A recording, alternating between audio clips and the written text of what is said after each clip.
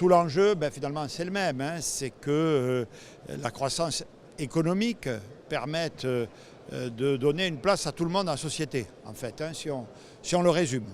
Et de ce point de vue, je rappelais, l'action des CCAS est fondamentale. Pourquoi ?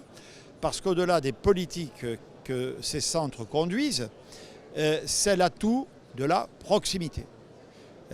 Comme toute politique, il y a le quoi, qu'est-ce qu'on fait, puis il y a le comment on le fait.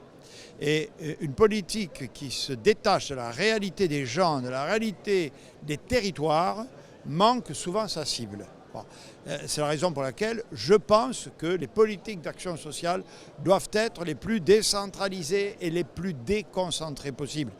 La situation économique, par rapport à la question que vous posiez, évolue, va encore évoluer. Il y aura toujours, malheureusement, des problématiques sociales. Et donc, toutes les politiques d'insertion par la santé, par l'emploi, évidemment, en ce moment, on cherche, je disais plutôt par l'activité, parce que tout le monde n'est pas à même de retrouver un emploi dit marchand. Donc il faut à tout prix mettre le paquet sur l'insertion par l'activité économique.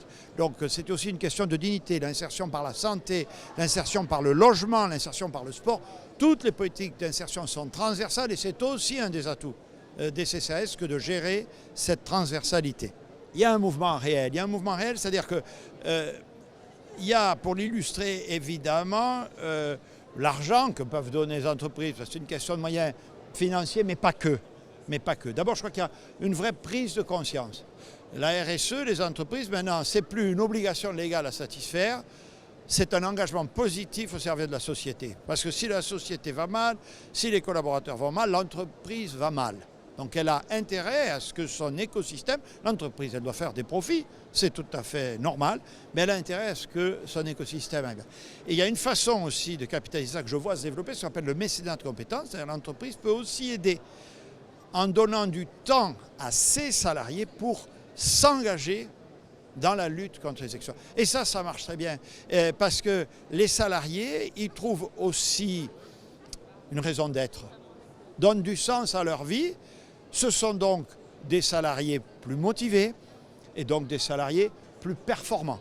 C'est un peu gagnant-gagnant et FAS permet d'accompagner le développement de la RSE des entreprises. Il y a les grands groupes, mais il y a aussi tout le champ des PME et aussi de montrer à des entreprises, c'est des entrepreneurs qui parlent aux entrepreneurs, ce qui marche. Ah, on ne savait pas que ça existait, on ne savait pas qu'on pouvait faire ça, on ne savait pas que ça pouvait nous apporter quelque chose à nous et à nos salariés. Voilà. Et FAS dit, voilà, regardez, on a un club FAS. C'est comme les CCAS, s'il vous plaît. Ça part du bas, c'est des clubs sur le terrain. Et on explique que nous, voilà, regardez, en Bretagne, il y a un club qui a su faire ça. Il n'y a aucune raison que dans les Hautes-Alpes ou dans mon département natal du Gers, on n'y arrive pas. Voilà. Donc, tout s'unit contre les exclusions. C'est ça le message.